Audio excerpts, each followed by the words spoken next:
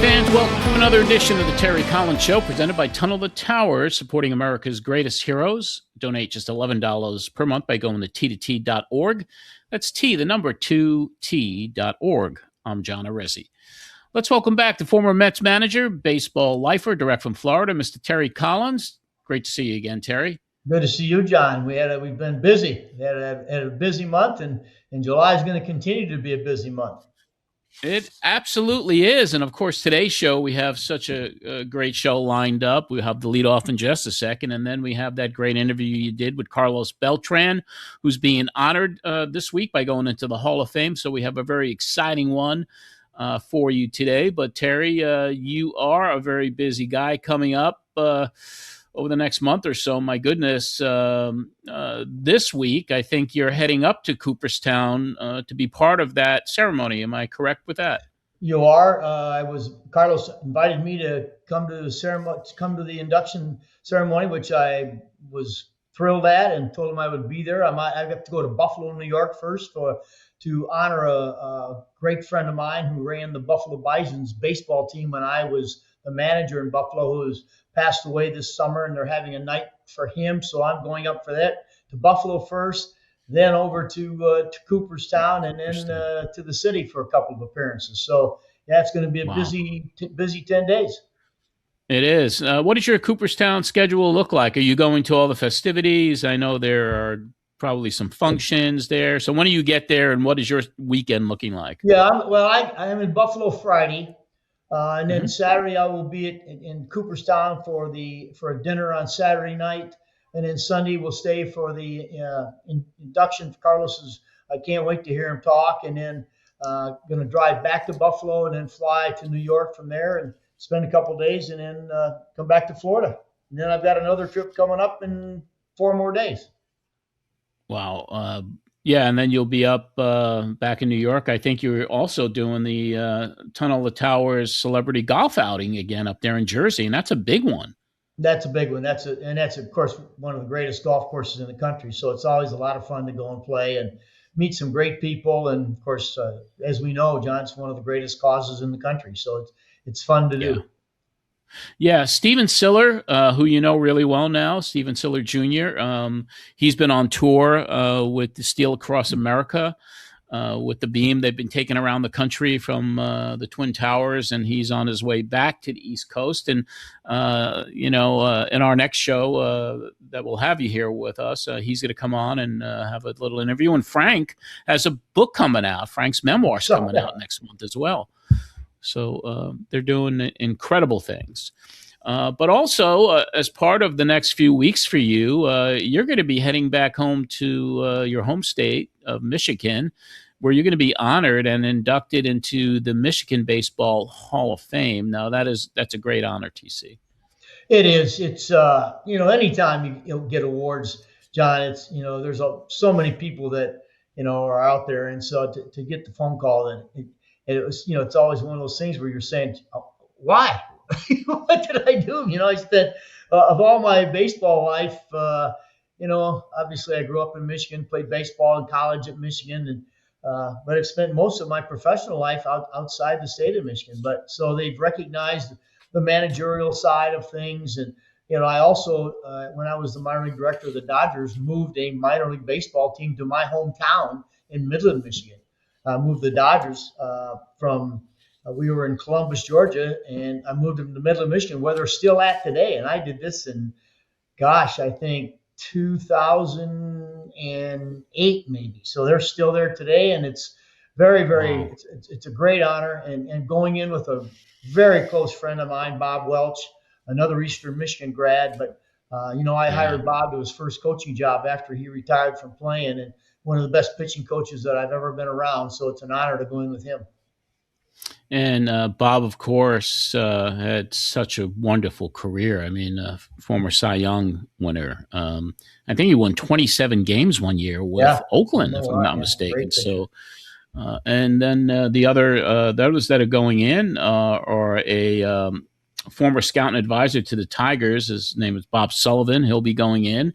And Connie Wisniewski, who was a star pitcher for the All-American Girls Professional Baseball League.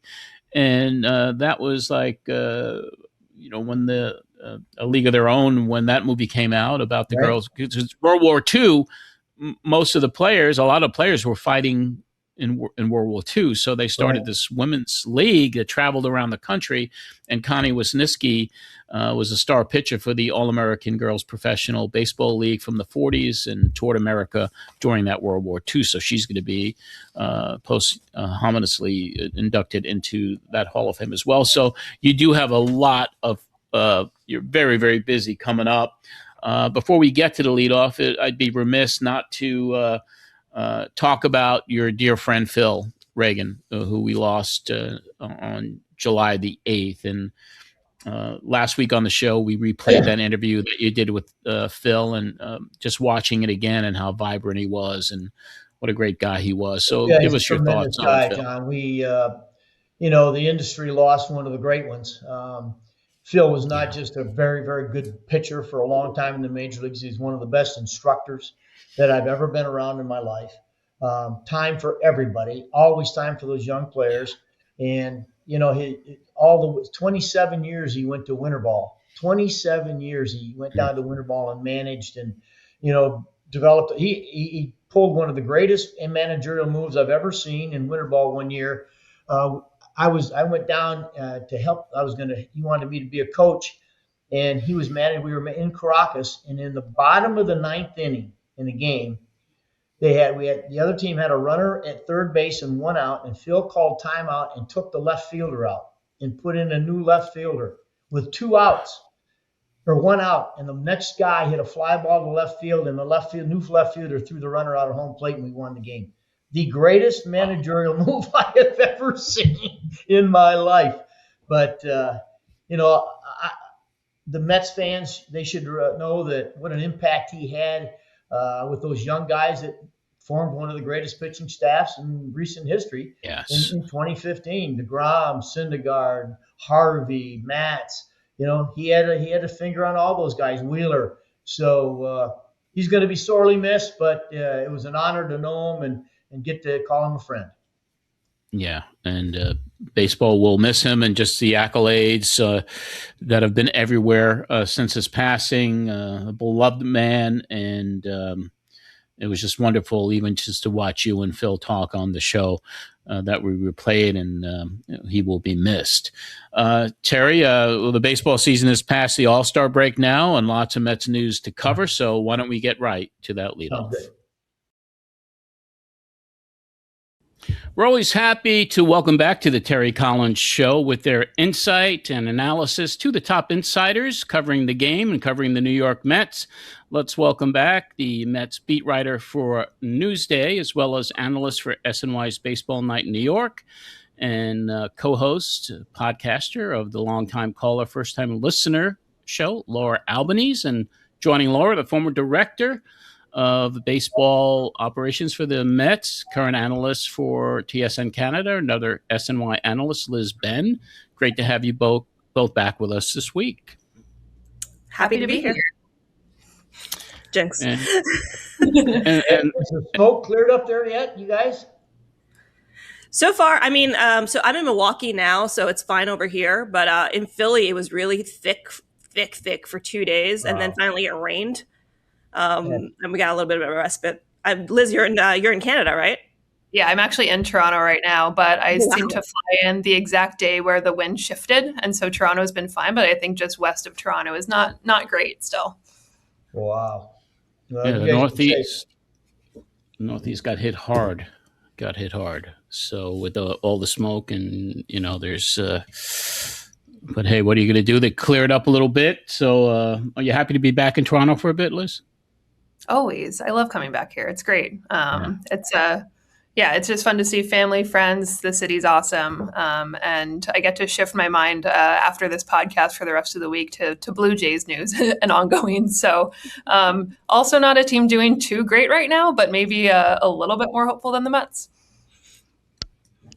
Well, the Blue Jays are 3-4 games out of wild card right now. Yeah, but trending down, it seems. I think that wild card spot's getting a little further from their view. So I think they're one of the teams that it'll be interesting to see the next couple of weeks, just leading to the deadline. They could become sellers pretty quickly, or if they get hot, maybe they become buyers. Well, the Red Sox are 14 games in a row. That's incredible what they're doing. So a lot of excitement happening, except for the team that we cover here. Unfortunately, things are not, they're still kind of status quo, 17 games under 500. Can't get on a roll for whatever the reason. They're in Milwaukee right now. They come home for 10 games this week. Big series of Dodgers, Atlanta, Miami. But right now they're in Milwaukee, a place that David Stearns and Freddie Peralta are certainly familiar with. And I want to start with Laura today because you had another one of your great columns in Newsday, and the headline lead was Peralta isn't doing Stearns any favors. And you wrote about how regardless of how desperate the desire is, you can't reclaim the past. So talk about that topic with us, the genesis of the article and the philosophy behind it. And so give us a little synopsis on your column today that was really interesting to read. Yeah, I just thought it was interesting, especially with Freddie coming back to Milwaukee. I mean, this is a place where he's had a good amount of success, had a 2.70 ERA last year. And he comes back here and he's surrounded by all this love and all this affection. You can tell he has that affection right back at them. And any athlete in that situation wants to do well. And it just was not working for him. He gave up 7 runs, 5 1/3, really gritted it out the entire time. And, you could see the dissatisfaction on his face, and you could understand why he was dissatisfied because, I mean, this is a guy, when you ask him about it, he's completely flummoxed as to why this is happening. He's like, I feel good, my velocity's there, but for some reason, something's not clicking. And it just made me think a little bit about David Stearns' pitching philosophy and how it hasn't really served the Mets these last 2 seasons. I think in a lot of ways, maybe 2024 gave the impression that it would be possible to build a pitching staff in this same way for years to come. But there also has to be acknowledgement that players change, personnel change, what the players available changes, but the baseball landscape also changes as well. And one of the primary architects of the Mets collapse last year and their inability to put something together this year was really having that frontline guy. We're seeing Nolan McLean kind of go into that role right now, but it's kind of a little bit too late. Well, it is a little bit too late. So I think this free agency is going to be interesting because Stearns has said he has a willingness to kind of go back on this idea that he doesn't want to spend big or offer long-term contracts rather for starting pitching. But, we see it with the Freddie thing. Freddie Peralta was, last season notwithstanding, Freddie Peralta was never an ace. He was a 2 or a 3, a very good 3, a good 2. But this is a guy who, since being converted to a starter, has averaged 5 innings per game. And you go to him and you look for length. You're not going to get length from a guy if he hasn't given you length the last 8 years of his career. You really have to look at track record longer than just 1 season because things can change like that. So when I look at what Stearns is doing, things like this make me realize, hey, when Tariq Skubal hits free agency, this is a guy you really, really, really want to see if you can get. I know that seems like very simplistic, but it's not something that they've necessarily, other than Yoshinobu Yamamoto, they haven't offered long-term contracts to any free agent pitcher. And maybe it's time to start realizing that, sure, you might not get the value towards the tail end, or the guy might get hurt, but you need really good pitching to go far in this league. And I think it's been proven time and time again. When it comes to those long-term deals, or even the impending free agents the Mets have, I want to get everybody's opinion on Clay Holmes because he's shown a willingness to want an extension from the Mets. And so I want to start with TC on this one. Holmes has proven himself before he got hurt this year. He's a gamer. He was doing fabulous. He's got a great track record. He knows how to pitch in New York. Now, if a guy makes that overture, like, I'm willing to take an extension from you, TC, if you're in the seat, would you say, let's re-up this guy for another few years. Let's extend.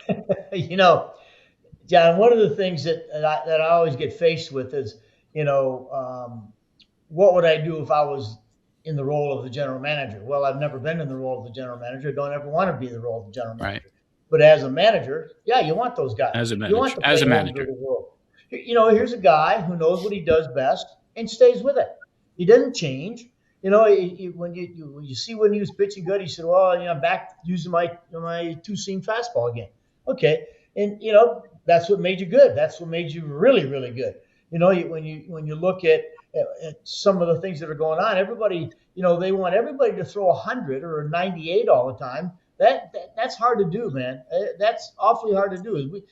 Jake DeGrom did it for 2 years, and he really hasn't been the same since that either.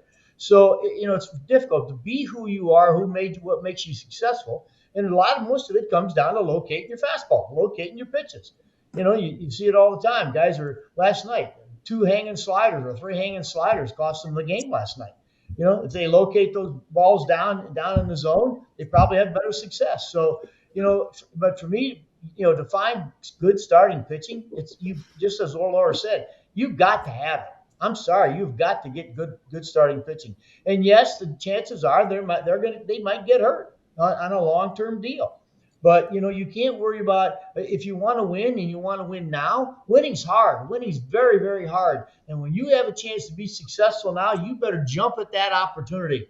We did it in 2015. We did it in 2016. We thought we had chances to win, and we made the most of those opportunities to go get ourselves some help. But if you're just going to say, you know what? Well, we'll wait for these young guys to come. Well, that's great if they got good arms. But what's McLean? Is he down the road? Is he destined to get hurt one of these days? Maybe. We don't know. But so if you're saying, well, he's going to be your ace, then sign him now. Keep him around. And the one thing you want to do is make guys want to feel wanted. They want you want them, they want you. And I see some of the things that some of these pitchers are saying today where hey, look, I want to be here. Well, you know what? Go sign them because they're hard to find, especially on teams that aren't doing well. The one thing, the big time star players and the biggest, they want to win, man. They're always going to get paid. So they want to start winning, and so they're going to start looking, where can I go to where I'm going to win. Yeah, the Mets have these young pitchers now that are they look like they can be sustainable.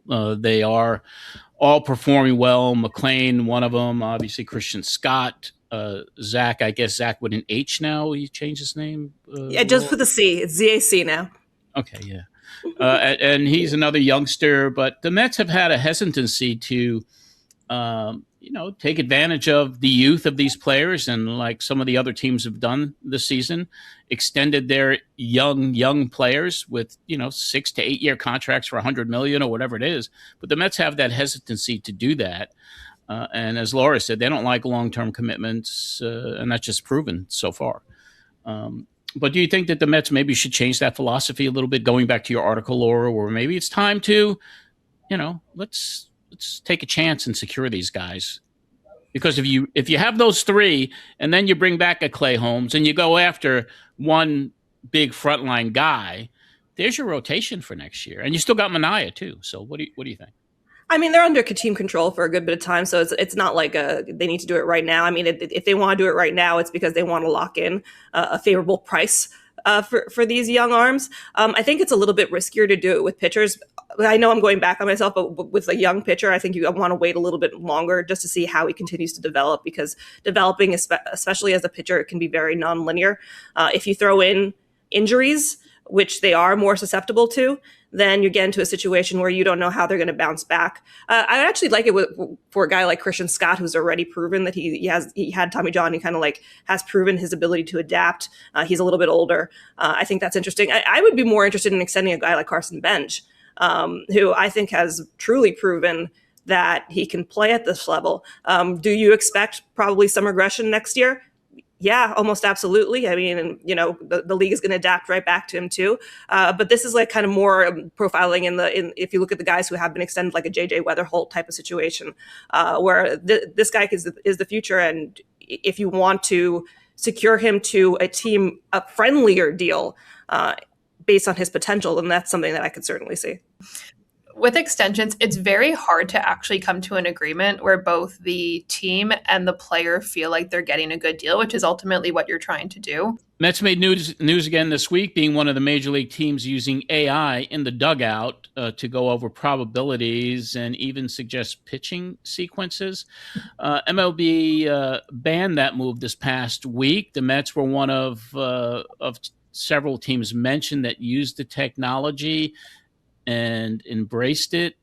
Now, I want to be a little bit more clear about this before I even get Terry's opinion on it.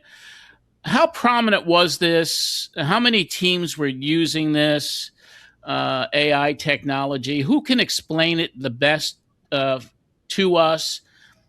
Before I ask TC, what would he do if AI was selecting pitch by pitch? So anyway, Liz, do you know much about this? And was it used during your era when you were in the front office? I'm not aware of the AI technology, but what would be provided is the advanced scouting department would provide kind of these sheets that had matchups on it. So you would know the best matchups for pitcher to hitter, and then also what the potential impact on a fastball is. So it would help with that. What I assume is that the AI would provide kind of more live updates and live strategy rather than kind of these printed sheets that would exist that you would have to flip through. Danny Barnes, one of the coaches, he was kind of in charge of that. So I'm guessing that the AI was probably just providing more in-time recommendations rather than what had to be prepared in-game. Before the game. Yeah, so I mean, I listened to Adam Ottavito's podcast about it, and he kind of delved into it a little bit more, and it seemed from his telling, and again, this is all based on what one person is saying, is that it became pretty prevalent to the point where they were using this program, which was a program that, according to him, the Mets had shelled out significant money for to essentially predict what pitches would be best used in that senorio. So the report came out in The Athletic and at the New York Post that there was this major crackdown of Major League Baseball in the terms of with using generative AI on the iPads that were in the actual dugout. So if we can extrapolate from that, you were talking about a situation where a pitcher is facing a hitter and they're using AI and they're saying, so we want a slider here or whatever else. And that would then be conveyed to the pitcher. And I do think it's interesting because, Adam, who's a very smart guy, just seemed kind of flabbergasted. So he's from a pitcher's perspective. You could tell that this is not something that he necessarily was 100% keen on. And now with the new information that this was something that, Major League Baseball had cracked down on, and I am certain the Mets were far from the only team to do this, because if there's one thing that's going to happen around baseball is they start talking to each other and everyone's like, hey, that's a pretty good idea. Let's get a leg up. I mean, AI is prevalent in so much of our lives right now. But it would be interesting that there were times earlier in the season where a guy like David Peterson would be talking about how he was frustrated with the pitch selection. And when something like that happens, you can't point a direct line, especially as a reporter, from point A to point B. But you do have to ask the question to yourself, which is, if this pitcher who's been around for a long time and has a good rapport with his catchers, good rapport with Francisco Alvarez, good rapport with Luis Torrens, good rapport with his manager, is expressing frustration in a public setting in front of the media in a scrum about pitch selection. And now there's this thing that AI was in charge of pitch selection. Could the two be in some way, correlated? So, but these are the questions you have to ask yourself, even as a reporter, as a fan, as everything else. And if that's the case, then that can be a little bit of an indictment, or a lot of an indictment of what the Mets are doing here, because again, it takes away from not only the humanity of the sport, but a pitcher's ability to know his opponent, understand the psychology of his opponent, and attack in a way that he deems fit. And also, I think it eliminates the ability to actually interact with how is the player actually doing that day or that series so far. If the player is really struggling with something, yes, AI is going to take some recency into there, but if it's just a small sample size of, hey, his swing looks horrible on an outside slider today, we should probably be throwing that, even if the AI says no. So just kind of computerizing or robotizing. The robotification. I think it's just, again, it's just another example of using the data and technology too much and taking the human element and human skill out of the game and not trusting that or appreciating that enough. And just to add to that, it's interesting for me as well, because you have two guys in Freddie Peralta and Nolan McClain who are particularly known for their pitchability. So their ability to both like read what the batter is doing and then react and then adapt to that. That was one of Freddie Peralta's greatest strengths, was his ability to, like, even within an at bat, be like, read what a hitter was doing, read his body language, read how he would react, and then pitch accordingly. So a robot at this point cannot do that. And I do think it takes away a weapon. Terry, you're listening to all of this and you're probably like, what are we talking about here? I mean, this whole iPad craze in it anyway, you know, the way that it was integrated. But now, Terry, what would you do, like, if your team is like, we're going to be deciding what pitches based on artificial intelligence now? Well, and they both Liz and Laura make great points. First of all, I think technology and data are great coaching tools. But as they both said, that doesn't work every night.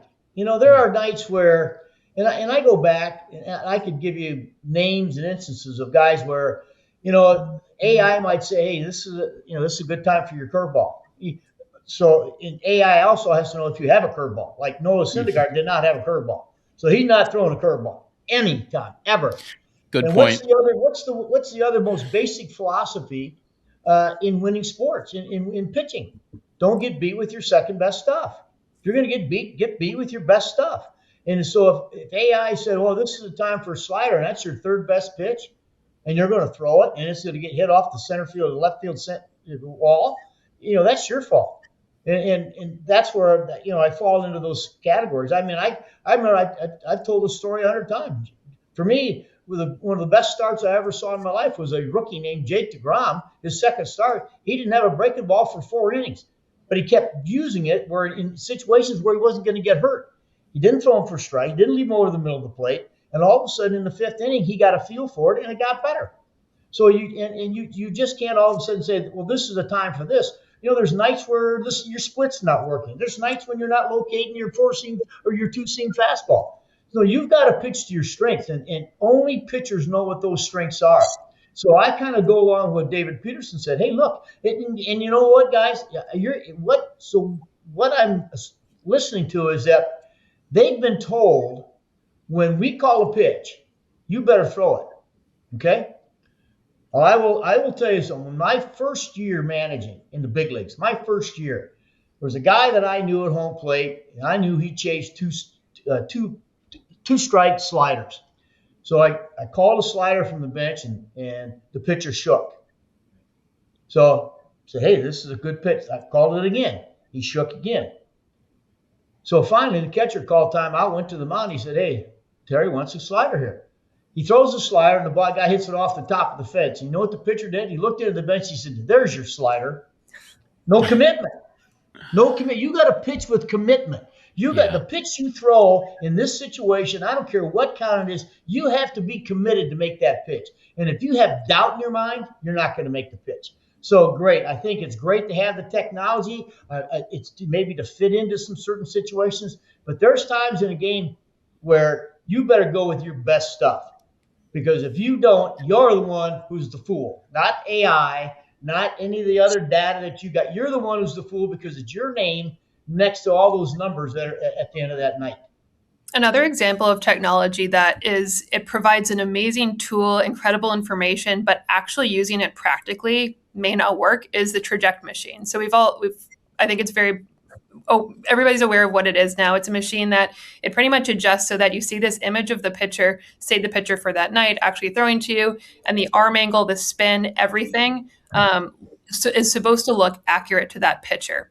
However, I think one challenge with it is that when you're setting it up, you can choose, do I want a 70th percentile fastball? Do I want a 90th percentile fastball? Do I want a 50th percentile fastball? And so if you're actually using that tool prior to a game, you don't know how good his fastball is going to be that game. Maybe it will be 80th and you've planned it exactly perfectly and that's what you saw during your warm-up. But if his fastball is 95th percentile that night or 60th percentile, you have now set up and prepared yourself in a way that's not helpful for the game and is actually going to do more damage because that's not what it actually looks like on the field. So I think that that's the struggle with a lot of the data and technology, is that it provides incredible information, and that incredible information should be used, it should be considered, but the actual game on the field, it has to be adapted in the moment. And so like Terry was saying too, like if somebody's not convicted in throwing their slider and AI is saying throw the slider, you're not going to get the result that AI is telling you have a good chance of getting if you throw that pitch and that's not the one that feels good that night.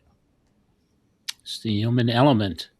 And that's the thing that's still confusing me a little bit as far as the pitch. Let's say a guy's on the mound. Now, with PitchCom, who's giving him the signal? Is it the catcher? Is it the manager? Is it someone else in the dugout? Who's saying this next pitch should be a curve? Like, who's making that decision? And how do you guys know how that works? Because after Ottavino's comments and the report that's been coming out, I'm still kind of unclear. So for the layman out there, how does this work? Who's doing it?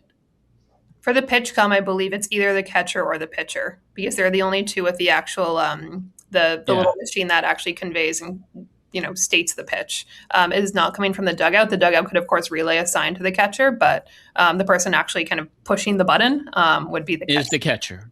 Yeah. All right. So he's being informed. He's being told from somewhere, or from the signal from the dugout, that he's got to throw a curveball the next pitch, or a slider, or a sweeper, based on what AI is telling them. I mean, it's insane to me. And this whole thing with iPads is insane as well, because I'm not going to mention names, but I see it all the time where, a guy has a bad at bat, or he does this, and he goes to the dugout. Instead of talking to the hitting coach or a human, they'll go right on the iPad and they'll sit down and we'll just start looking at the screen. It's like, it's just a game to me. Watching it with all the technology, it's just sometimes, I'm just not comfortable seeing that as a fan for so many years. But I know everything changes. But anyway, that really this PitchCom and this AI stuff just kind of like, wow, where are we heading? In the future here. Where are we heading? It's a balance in all things, but humans are notoriously very bad at balance. Yeah. That's very true, Laura. Just bad at it. True. Carlos Beltran spoke to the media yesterday, and for all of our people who watch on our YouTube channel and all the podcast platforms, we have a great interview with Carlos Beltran that Terry did coming up after the leadoff today. But he said he was spoken to about possibly managing the team on an interim basis this year, and he wasn't interested in doing that. But one thing he did say was managing is still on that bucket list for him. With all the hoopla and the Hall of Fame inductions and the Mets retiring his number, it probably wasn't a good time for him to accept that role anyway. But I'd like to get everybody's opinion here. Do you think Beltran is near or at the top of the list for taking on the role next season? What are your opinions on Beltran perhaps considering this for next year? So I don't have any inside information. I haven't heard anyone saying that he's on the short list, but I think it is a very good sign that they didn't try to make him an interim manager during all this stuff, because obviously this is an interim role, and if he is your manager of the future, you're not going to attach him to a sinking ship. They were interested in Beltran in the first place. He's been around the organization. He has the respect of many of his players. In a lot of ways, I do feel if he is interesting, that he will be on the short list. It's an interesting prospect, pardon me, twofold, because frankly, I do think this is a team, because of all the overhaul, that would probably benefit from a more experienced manager, someone with a little bit of fire in his belly, a little bit more, and maybe somebody who has a little bit more autonomy. That being said, Carlos Beltran is Carlos Beltran. He is a major leaguer. He knows this organization. If they hire him, I could only hope that they empower him to make the decisions that he wants to make as a manager, and then go from there. If that is the case, then he could likely be a pretty good fit. Yeah, I would agree with Laura that if he were to get that opportunity, I would hope that he is hired to be a manager and not necessarily kind of somebody executing what the front office says. I think that's something that we've talked about previously, is that I think that a big gap in the coaching staff this year is major league experience, because so many of the coaches have come from the minor leagues, and there's just not really enough diversity of perspective and experience on that coaching staff. And so if you have somebody like Carlos Beltran come in, that's one of the greatest tools that he can actually bring to the team. So I would hope that, one, he's kind of allowed to do that. And then two, that he, again, can kind of make decisions based on, again, I guess the human element, like we were talking about before, of the game in front of him, and not necessarily all the documentation that the front office gives him, and that they don't push him to just kind of follow that and make decisions based on that information. Yeah, well, I you guys know I'm very, very close to Carlos, and I know he wants to manage. And I've had enough good conversations with him to know that he's highly qualified. He's an outstanding. He wasn't just a great player. He's one of those guys that studied the game, knows it in and out, has a feel for what to say, when to say it. And I agree with you. But, the hardest part with Carlos is going to be is to when they say, hey, look, here's the data. I mean, I go back a few years ago to one of the best managers in baseball, Buck Showalter. He delivered a lot of data, and some of it he was to follow. And so I think Carlos is going to face that. I think you've got to let him do his job for a while and then let him figure out where he needs assistance. But I think he's an ideal guy. I totally support the fact he didn't take over due to all the other things going on right now. And I thought the one thing he said spoke highly, and that is, I had so much respect for Carlos Mendoza and what he went through and what I saw. I really didn't think this was the time to take over for him. And I thought that was a very huge compliment to Carlos Mendoza. So I'm all for Carlos Beltran getting an opportunity. I think it's going to come soon. So I'm looking forward to it. And I know he'll do a great job. Those guys, he has a feel for how to play the game, and he'll make sure his players follow up, because certainly he's got the reputation and the credentials to back himself up.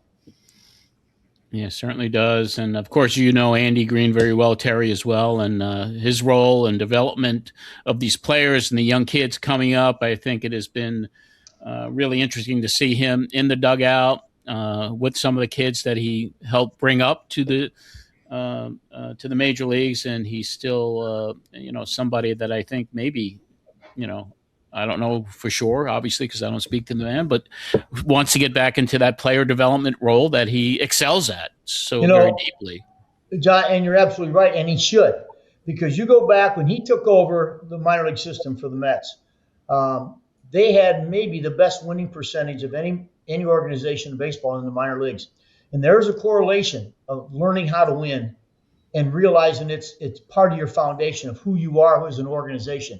And Andy did that. In the last 2 years, and I don't know the numbers, but I know it's over 20 of the players that they consider prospects were traded. And you can't rebuild an organization after losing 20 players in 2 years. Can't do it. I did it in Los Angeles when I was the farm director in LA. We traded 15 guys in the month of September. Okay? Not all of them became big league stars. I got that. But the whole thing is you got to rebuild your system without those 15 guys that you considered as prospects in your organization. And I think Andy did an absolutely tremendous job doing that. I look where they are today in their minor league system. Things aren't anywhere close to being the same. And it's not because the guys who are maybe coaching or running it, they've lost so many good players. So you've got to retool things. And I think Andy's the guy to do that. And he knows what it takes to win in the big leagues and take that philosophy in the minor leagues and develop winning players in the minor leagues who know how to win, know what it takes to win, and it becomes part of who they are. That winning is, when they take the field, they're going to play the game to win. It's been really impressive, too, to see the young guys who have come up kind of towards the end of last year and then this year, how quickly they've had such a positive impact on the team. And that seems pretty rare. Like the two outfielders this year, they're playing like they've been everyday major league players for a while. It's pretty incredible. And that's because of Andy Green and his development. So I think that right now, Andy Green being in that major league manager role is such an incredible opportunity for those young players coming up, getting that continued player development every single day at the major league level. And that's the reason that I'm really glad that Carlos Beltran did not take the job this year, because this year was not going to be turned around, unfortunately. And so instead, you have to use it in the most productive way possible. And one of those ways is that you have your head of player development, who is a player development guru, leading those guys even further into their development once they're already at the major league level, which never gets you never get to do that. So that's why I'm very happy that Andy's in that role right now. Yeah, well, we have less than I think we're 2/3 of the way through now. Over 100 games have been played, and I'm not going to sit here and ask any of your opinions on the trade deadline because that's out everywhere. Who knows what's going to happen? We'll have to wait and see. There's less than 2 weeks left, so let the rumors circulate. But no one's going to know until the moves happen. So we just wish for the rest of the season to be positive, give the fans a little something to have hope for next year, and whatever moves are going to be made. And but I do like that outfield contingent right now. I think that when you look forward and you see Benj and Ewing and Soto out there, and I think that's kind of right. I think we're going to be okay here, and whatever other moves are going to be made are going to be made. But I do want to touch upon one thing before we wrap it up. Is Luis Robert Jr. returned, and he was placed into the outfield in center field last night, which in a way surprised me because I thought maybe if he's coming back, maybe you do DH him. But that led to Ewing being moved to right field and Benj sitting. And Andy Green said that he expects Robert to play 2 of every 3 days going forward, at least to see what's happening here. But maybe they're showcasing him, I don't know, for a trade. But I don't think they should mess right now with that outfield contingent. I think those kids are doing fine. Soto's doing fine, but Robert's being paid a lot of money and he hasn't played. So it's a tough decision. That's why, Terry, you were in the seat. Those are very difficult decisions when you gotta toss everything into the air. So it's not easy for sure. That's going to about wrap it up. I appreciate your time as always, Liz from Canada, and Laura up there in Milwaukee right now. But please, Liz and Laura, please let everybody know where they could find you on social media, where they could read you, see you on TV, and Laura, also your podcast, which is such a great listen every week. Start with Liz. You can find me on X at Elizabeth, and then on Instagram at elizabeth.ben. And then I will be on SNY's Baseball Night in New York again next week when I'm back from Canada. And this week you can find me on TSN, shifting focus to the Blue Jays. You can you can find my coverage at newsday.com/Mets for all your Mets news. You can find me on SNY on Baseball Night New York, on X at Albanese Laura, and my podcast, First Time Listener, Long Time Caller. There you go. Thank you both so much. Good to see you again. Guys. Good to see you too. Thank you. Great to have both Laura and Liz back with us today. Their coverage of the Mets and expert analysis are always a big part of the show. Another big part of the show was covering the mission each week of our presenting sponsor, the Tunnel to Towers Foundation. On Friday, July 24th, the Tunnel to Towers Foundation is dedicating a new Veterans Village in Charleston, South Carolina. The facility will offer housing and a range of supportive services for 90 veterans. This is part of Tunnel to Towers' Homeless Veteran Program, which is committed to eradicating veteran homelessness. There are already 2 veteran villages which have opened, and another 4 are expected to be completed later this year. And since launching the program, the foundation has now assisted more than 20,000 veterans nationwide, along with 10,000 of their children. You could help veterans in need by donating $11 a month at t2t.org. Also, to mark Independence Day, Tunnel to Towers presented a mortgage-free smart home to Army Staff Sergeant Rob Easley in Dillon, Colorado. While deployed in Afghanistan in 2012, Staff Sergeant Easley triggered an improvised explosive device. The blast led to the loss of both of his legs and several fingers. His new home is fully accessible and features high-tech devices to make him more independent. Tunnel to Towers is delivering 343 mortgage-free homes this year. The number was chosen in honor of the 343 New York City firefighters killed on 9/11. This work doesn't happen without your generosity. Please give $11 a month at t2t.org. And the Tunnel to Towers Steel Across America tour is heading back east. A piece of steel recovered from the Twin Towers has traveled from New York City to California. On July 28th, it'll be at Mount Rushmore in South Dakota. The sacred artifact is 21 feet long, weighs almost 17,000 pounds. Tunnel to Towers is bringing the beam across the country so people can learn about the heroism and sacrifice of 9/11. The tour will end at Ground Zero on September 11th. To learn more about the steel and the foundation, go to t2t.org. That's T2T.org. Terry and I will be back with the man who will be inducted into baseball's Hall of Fame this weekend, former Met Carlos Beltran, right after this word from the Mets' Brett Beatty on behalf of the Tunnel to Towers Foundation. I'm Mets infielder Brett Beatty. Supporting our military and first responders is very important to me. The mission of the Tunnel to Towers Foundation. They transform the lives of the men and women who protect us and keep us safe. It's probably one of the most important foundations out there. A donation of just $11 can make a big difference. Go to t2t.org for more information on what you can do to help. Let's go Mets, and let's support Tunnel to Towers. Our special guest today on Talking with TC is a man whose career in the game speaks for itself. He was the AL Rookie of the Year in 1999, a 9-time All-Star, 3-time Gold Glover, 2-time Silver Slugger Award winner, World Series champion, a Roberto Clemente Award winner, and played for 7 different Major League teams. He was one of the most productive players in New York Mets history, playing for the team from 2005 to 2011. He will be inducted into the Mets Hall of Fame and have his number 15 retired in a special ceremony at Citi Field on Saturday, September 19th. However, this past January 20th, while at home with his family, our guest got the call that every Major League player hopes they will receive someday.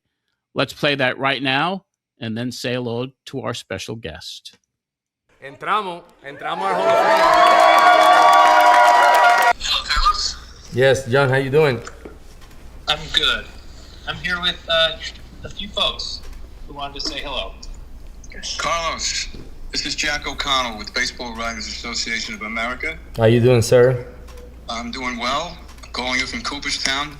Baseball writers have elected you to the Hall of Fame.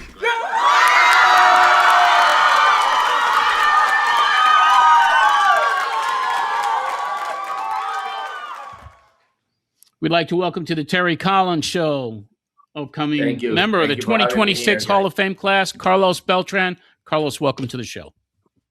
Well, first of all, thank you guys for having me. It's a great honor being here in Puerto Rico, but also having an opportunity to talk to you guys. Well, I will tell you, pal, there was that same emotion took place in Port St. Lucie, Florida, when that announcement was made. I couldn't have been happier for anybody. You're a close friend, but just obviously I got to see you. I got to see you when you were really young, when you were just coming up in Kansas City. So to see the entire development and to see the end product come out, so deserving. I'm so proud of you, and congratulations. Yeah, thank you, sir. Really means a lot to me. So, Carlos, one of the questions I had, which I wanted to ask you, so you get elected, right? And you got to decide what hat to wear. What was the thought process to you say, I'm going to wear a Mets hat? Well, Terry, the thought process actually was not that difficult. When I think about my career, and when I think about the things that I accomplished in baseball, I feel that the organization where I feel I really grew the most as a player, as a man, as a teammate, as a player, was with the Mets. There's no doubt that I spent kind of like the same amount of time in Kansas City, but I was very young in my career. I felt when I went to the Mets, I was at a very good stage in my career. I was like 26, 27 years old. So, for 7 years, committed to that city, committed to that organization.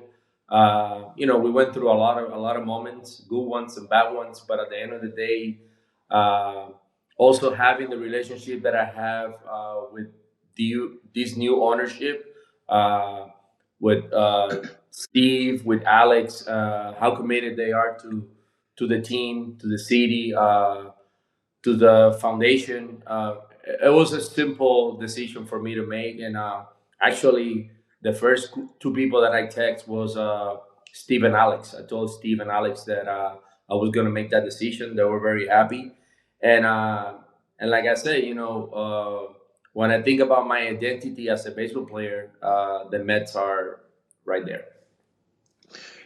Carlos, through the years, your impact on other players is off the charts. I saw it. I witnessed it. You were not just a great player, but a great teammate. We're always there to help somebody. When you were coming up, what guys had the biggest impact in your development? Well, believe it or not, one of those guys is the bullpen coach from the New York Mets, Jose Rosado.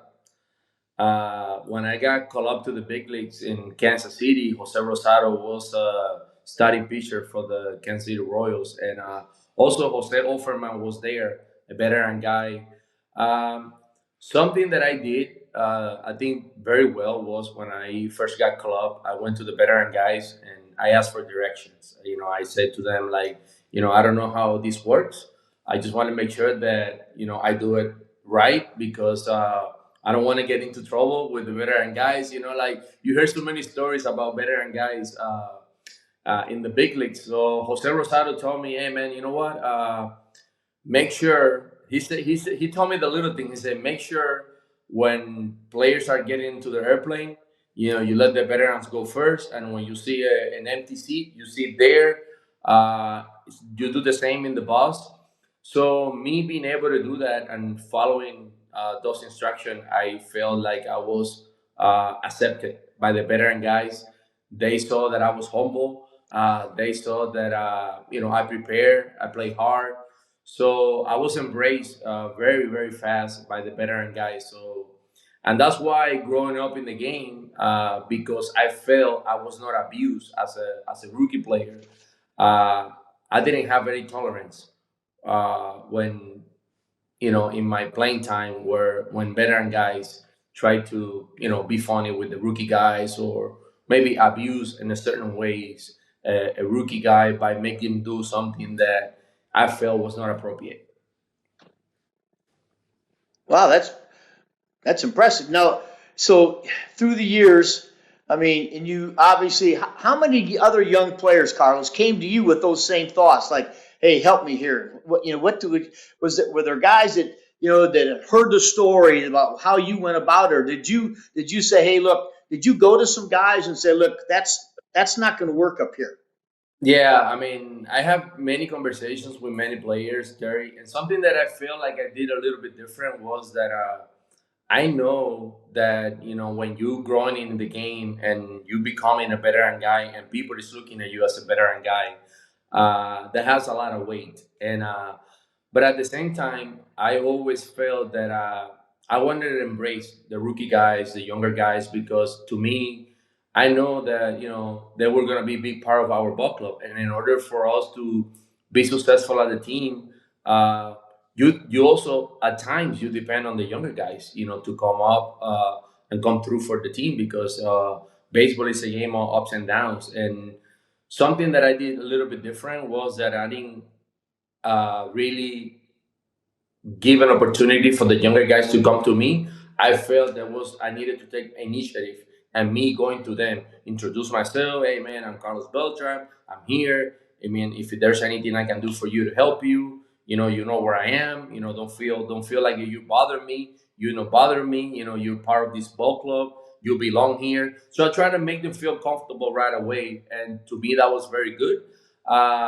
That came. I would say that came maybe like around my fourth or fifth year in the big leagues, when I felt like I established myself as a baseball player, and I was a solid everyday player. So around my fourth, fifth year, I start taking that new role as a, as a player. So Carlos, I know you're involved now. Do you see that still happening today, or is it a little different scenario than when you were coming up? I have to tell you that it's different, Terry. And I know the game has evolved, and I know, players now are making, much money than in the past. I felt that I needed my veteran guys to take care of me. Now, being a rookie player, you're making enough money that you feel you can take care of yourself. So at the end of the day, I feel like, you know what? It's part of the game of baseball. It's part of growing. It's part of, where the game has gone. That there has been an evolution in the game. I do feel that I really enjoy the process that I went through as a player. I felt that learning from the veteran guys was something that was gonna add value to my game, value, wisdom, to try to make the best decisions possible out there. I feel that having this conversation with the veteran guys in the flight from one city to another, I was gonna learn something new. I was gonna make adjustments maybe the day after. Yes, you see less of that now, but I still feel that players still are preparing, right? They used to have a different way to prepare, more individualized, but it's still a preparation, right? When you're a major league baseball player, you know that you cannot shortcut on your preparation, because if you're making shortcuts on your preparation, you're gonna be exposed on the baseball field. So, working for the Mets right now as an advisor to the front office, I feel that I get to see that. But yes, I get to see less conversations about baseball. It's interesting. Carlos, one of the things, obviously, everybody talks about what a tremendous career you had and stuff, but your impact off the field in Puerto Rico has got to be one of the greatest achievements, I think, that you have ever done. Tell us about the school you built down there in Puerto Rico for the young kids. Yeah, Terry, I built the school 15 years ago with the intention of creating a space for students in the island and athletes to be motivated, right, to go to school because they're doing what they love, playing the game of baseball. And at the same time, in those 15 years, we have impacted more than 600 kids to go to colleges with scholarships in the United States, which is an incredible achievement. And at the same time, the part that I really love the most is that around 60% of those students are first-time generation from those families going to colleges, which to me that's huge, because sometimes when you grew up in a humble environment and you compare yourself with your parents or the people in the neighborhood, and maybe very few people has aspired to go to a big university in the United States or good colleges in the United States, and now all of a sudden this kid is able to achieve that, and now this kid become kind of like a hero of that community. So being able to see those stories often and often, it has been incredible feeling for us as a family. Jessica and I, we invest our money, our time, our efforts into our academy to continue to impact kids. So we love what we do. Has been a great feeling. But having a school is kind of like baseball. It's a lot of ups and downs. You got to deal with situations that happen in the academy. You have to deal with parents' expectations, right, with their kids. You have to deal also with the kids' expectations, because sometimes when they apply to the academy, right away they're thinking, oh, I'm going to have a chance to be a Major League Baseball player. And you know how hard it is to, become a Major League Baseball player. But I always say to them, hey, let's put that aside, right? If that happened, that would be like the cherry on the top. But the most important thing is let's focus on the education part. let's try to, get the most out of that school in the education area, and let's try to put yourself in a position where you can have baseball as an instrument to have an education moving forward. So, they get it right away, but at the same time, it's a challenge. Everyone has an agenda, everyone has a mindset, but the most important thing about everything is that, we're making good people in the academy. And that's what I'm proud of. There's a lot of good, humble, hungry kids that come to my place. Hey, Carlos, how many kids have you had drafted from there? We have drafted around 35 students in 15 years. Around three of those have played Major League Baseball, and but you know what? Seeing the direction where professional baseball is going right now, where I guess like in the past few years, we have seen. Organizations signing more college players than high school players. So I do feel that the academy will continue to grow, and players are going to change their mindset on, becoming a professional baseball player, because it's not guaranteed. Right. Well, I know John's got some questions for you, Carlos, and I wouldn't Sure. I'd be remiss not to get him in. I got a million things to talk to you about, but we'll do it at another time. Thank you, sir. Appreciate it very much. And we do have someone else who's going to be hopping on in just a second, but I had a couple of quick questions for you. Mm-hmm. Every time we bring a guest on who's had an association or a relationship with Terry Collins, we always like to ask that person, tell us about your experience with Terry Collins and what he means to you as a former Major League Baseball player and now heading into the Hall of Fame. Well, Terry knows what he means to me, and in the time when I got to play for Terry, I was going through an injury, right? That was kind of limiting me as a baseball player. But the way that Terry handled, the whole progress on, me getting back into the field, the way that he reached out to me, he listened to what I needed to say, and not only that, he motivated me, right, to get back. And to me, in the years that I'm been in baseball, actually was one of the best experience that I ever had as a baseball player. Having a manager listening to you, understanding you, the process that you're going through, and not focusing on winning or losses, but focusing on trying to get the player back on the field. So to me, that interaction was incredible. I was able to make a lot of progress. What really helped me a lot with Terry in the relationship that we built was that we developed a plan, with our trainers and our medical staff to try to progress until I was able to play every day, right? And there were times where Terry came to me and say, "Hey man, you know what? Next Sunday in Atlanta, you're off." And we won the first game of the series.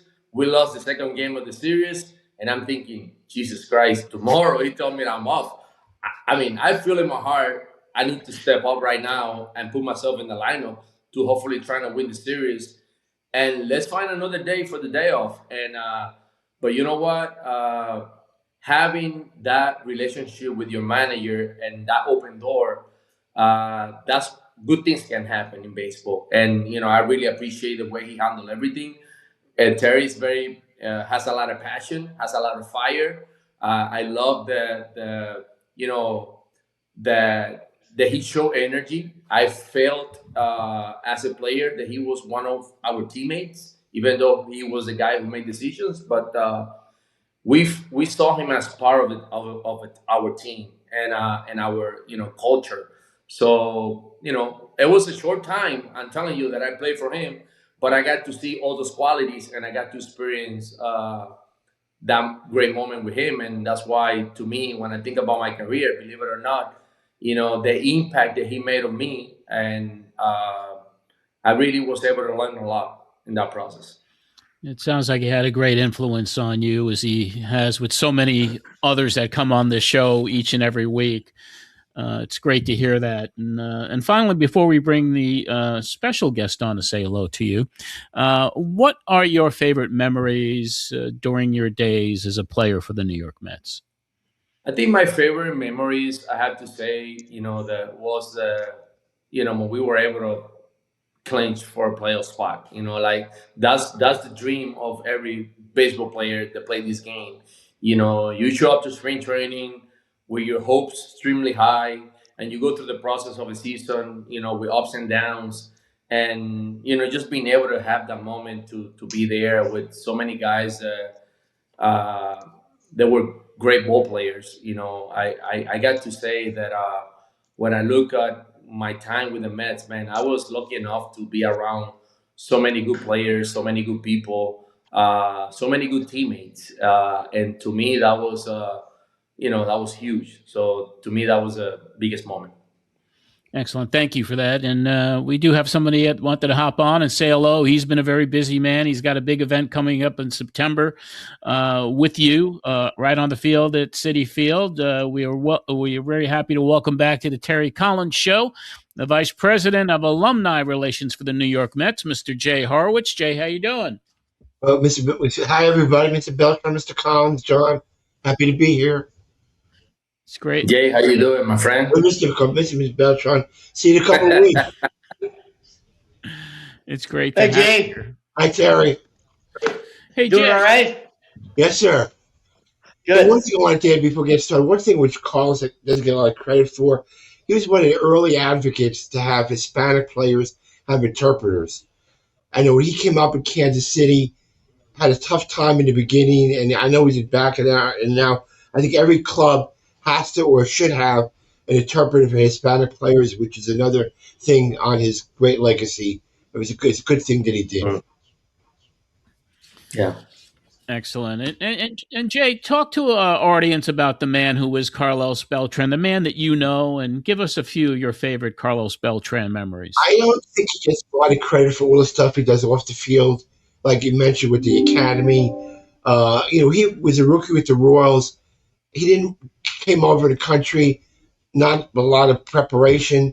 I think part of his career is dedicated to helping, people from Puerto Rico so they could, when they make the transition over to the U.S., they have a little bit of an easier road. English wasn't his number one language. His academy doesn't only teach people to be baseball players. They can get along in life, make a career after they get out of, 9th to 12th grade.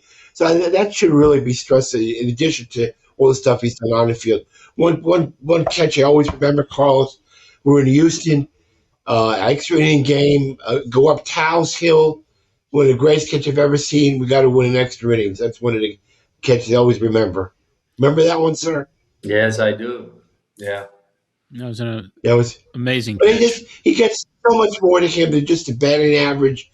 He cares about people. Jose Reyes is one of the people who's going to be in Cooperstown with Carlos. His nickname for Carlos is the teacher because he always had an affinity for younger guys, always was there to lend a helping hand. One of the story, I don't want to embarrass you. Carlos Gomez was also coming to Puerto Rico.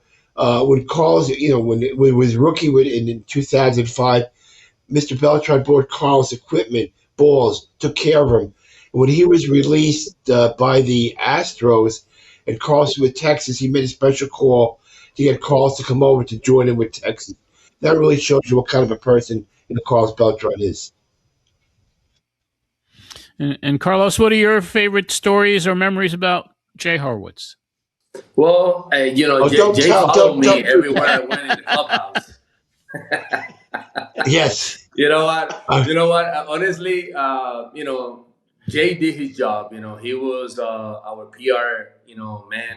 When I was there, he, tried to put us in a position to, have conversations with the media. The request that, as a baseball player in New York, you have. So Jay was always trying to put us in a good spot so we could really show to the fans who we were and, to allow the fans to get to know us not only as a baseball player but also as people, right? Because sometimes You could get caught up as a fan sometimes, just judging the player. And, you have to also understand that, as people also, we go through moments in life that sometimes, it reflects those, how worried we feel on the baseball field, because maybe a lack of, concentration, or lack of effort on plays. I know baseball is not about finding excuses, but that's what I have learned about the game. So even though right now I'm not playing, when I get to be around the players, I always try to ask the questions: how's everything? How's the family? How's wife? How's the kids? How's mom? How's dad? Because believe it or not, a player with a worry mind sometimes would not be able to perform to the level that we know he can perform when everything is good happening in their lives. Hey, John, one thing, when Carlos came to the Mets, he really came from like a one-paper town, Houston and Kansas City, and coming into, as Terry can attest to, coming into New York, landscape, after game is over, 10, 15, 20 people down in the locker room. So it's a totally different thing, which he adjusted to. It's not easy doing that. One thing I want to make, the Hall of Fame is great. One of Carlos's, I know, special achievements, won the Roberto Clemente Award for humanitarian service. Great award. Named after the great Roberto Clemente. I know this was Carlos's, cherished awards done. Well deserved, I might add. Yeah, the accolades are there. The career is evident. Hall of Fame coming up. Cooperstown is going to be magical. That whole experience, that whole weekend. I've been there before. Just the last time I was there was when Mike Piazza was inducted. I'm certainly attending this year. Can't wait for it. And I'm sure all of you guys, Carlos, you're going to be seeing so many people that are just going to be so happy for you. Jay, I think you'll be there. Terry, I think there are rumors that you may even be there as well. So I'll be there. So it's going to be an amazing day, though, John. I've talked to enough people that have been there. I want to talk to him now because I'm not going to be able to when he's there. He's going to have so many people that I'm not going to have any time. So I may bring that bottle of wine, though, Carlos, so that you and I are going to drink together. I might bring that. I love it. I love it. It's going to be. And also, Carlos Delgado, Carlos' good friend, will be there too. Excellent. Excellent. And we'll have a nice. No, it's going to be wonderful. And then, of course, in September, your number gets retired at Citi Field. You have the Hall of Fame induction. Jay, I'm sure that you're working hard, diligently behind the scenes about that event. Can you give us any indication or any hints on maybe who will be attending that ceremony and what that's going to look like for all the Met fans who are going to have something good to cheer? A lot of the people we spoke about, Mr. Delgado, Mr. Reyes, Carlos Gomez, will be there, and David Stearns, Eduardo from our front office here. I'm sure that Alex and Steve Cohen will be there. So hopefully Terry can make it. So it should be a nice day. Yeah, well, we're certainly looking forward to that. And we want to congratulate you, Carlos, for your entire career, your great career with the Mets and everything else you've done in the game. And, of course, the Hall of Fame is coming upon us. And we just How's that speech coming? Good. Actually, yesterday I was working on it. I told Jessica that, for the past couple of weeks, I've been writing about it, but it's still long. I need to shorten that speech into. I told Jessica that I don't want it to pass more than 20 minutes. I don't know, sometimes, I know you get emotional. I might get emotional talking about my mom, my dad, or about a memory that I went through baseball that really impacted me. But at the end of the day, I want to make sure that it's meaningful for the people that is going to be there with me. And I just want to take my time also to recognize, right, the important people that has impacted me in my career, and make it short and sweet. There's going to be two other guys, talking to the public with Andrew Jones and Jeff Kent. So, and also there's going to be the Hall of Famers sitting in the back. So you don't want to get the veteran guys waiting too long, right? Well, let me tell you something. You've earned it. You enjoy the day. And you know what? If it goes 22 minutes, it's your day, pal. It's your day. Thank you. All right, we appreciate it very much, and best of luck to you this year, and just continue. It's a special year for you, and thank you so much for coming on. And Jay, thank you for helping facilitate this. Thank you for having me, guys. I appreciate, guys. Honestly speaking, I think all these blessings that are happening in our family. I just want to say thanks to God, right? Because without Him, there's no doubt that this can be possible. It's like you guys mentioned. The Hall of Fame, the Hall of Fame with the Mets, the 15 retirement. As a kid from Manatí, Puerto Rico, I have to say that I never dreamed about all this, but I always dream about pushing my family forward, especially my mom and my dad. So God gave me that opportunity. And through the years in baseball, being able to accomplish that, I'm deeply humble about the whole process. So sometimes I get caught up and I just don't believe that I'm in Hall of Fame. I don't believe that my number is going to be retired. But, it's great to see that my mom and my dad and my family is going to be there with me. So I'm thankful and grateful for that. That's going to be cool. Congratulations, pal. Thank you. Thanks for everything. Take care, my friend. All right, good luck, everybody. Take care. Great interview with the newest member of the Baseball Hall of Fame, Carlos Beltran. And on Saturday, September 19th, Carlos will be inducted into the Mets Hall of Fame and have his number 15 retired. Congratulations once again to Carlos Beltran. And also congratulations on a very successful Fanatics Fest to our friends at Coachs Collectibles. Dominico and his team were out there overseeing the appearances by their clients, David Wright and Jose Reyes, and he's had a very busy week lining up more opportunities for all the Met fans. So let's update you on all the great things they're doing. On July the 30th, at the Cradle of Aviation Museum in Garden City out on Long Island, come out to meet the 1986 Mets at a special 40th anniversary celebration dinner. Meet Doc Gooden, Darryl Strawberry, Wally Backman, Lenny Dykstra, Jesse Orozco, Sid Fernandez, and so many more members of that championship team. The cocktail party begins at 6 o'clock, dinner at 7:30. You can get your tickets at cradleofaviation.org or call this number 516-572-4066. I'll be there, and I cannot wait for it. And just announced, a night with David Wright, the captain. That's going to take place Tuesday night, August the 18th at Bullsmith's Tavern out in Smithtown on Long Island. Your ticket will include a 2-hour buffet dinner, open bar, and a photo op with David himself. That's Tuesday, August the 18th, 7 to 9 p.m. Bullsmith's Tavern is located at 155 West Main Street in Smithtown. And 2 other great offers this week from Coachs Collectibles, NewYork.com.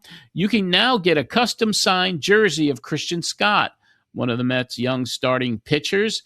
An incredible price for this signed custom jersey, just $99. You can send a DM to Coachs Collectibles New York on their Instagram account or go to their website, CoachesCollectiblesNewYork.com. And while you're there, you can pick up your multi-signed Slab by Beckett Best Booth in Baseball card, autographed by Gary, Keith, and Ron. It's in stock and available for just $169. Shop now at CoachesCollectiblesNewYork.com. Follow them on Facebook and Instagram as well. And don't forget, when you use the TC Show promo code at the end of your checkout, shipping is going to be free and 10% goes to the Tunnel to Towers Foundation.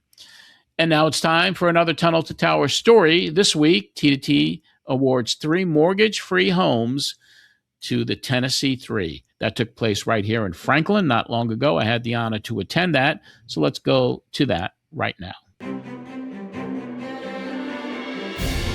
We gather here today in beautiful Franklin, Tennessee to welcome not 1, not 2, but 3 recipients into their brand new mortgage-free smart homes. Lance Corporal Tice, Sergeant Gatson, and Corporal Dotson, it is my honor to welcome you all home. Just as they swore an oath to protect us, we at Tunnel to Towers Foundation have sworn an oath to give back to these great heroes the freedom they lost. These homes are more than just physical structures. They are instruments that will help them regain their independence and dignity. This is amazing. From the bathrooms to the kitchen. Oh my goodness. It was like everything I expected times 1,000. These homes were specially crafted to fit their needs. It's incredible. I can't even really believe it. It's so big, so spacious, more than I could have even imagined. This has been an incredible day. 3, 2, 1. Good afternoon, everyone, and welcome to our home. Thank you to the Tunnel to Towers Foundation for giving my daughter a room that most little girls dream about. Can we all cheers? Cheers. Yay! And thank you for giving my wife a bathroom that most wives dream about. Thanks, my brothers, now neighbors. I am highly blessed, appreciative, and thankful to be here. This has been just overwhelming, but in such a wonderful way. This foundation is basically a godsend. Wow. I'm so grateful that there are people out there that care enough to donate and do what you guys have done for me. Thank you so much, honestly. Thank you. Join us in supporting our nation's heroes. It only takes $11 a month to make a positive impact.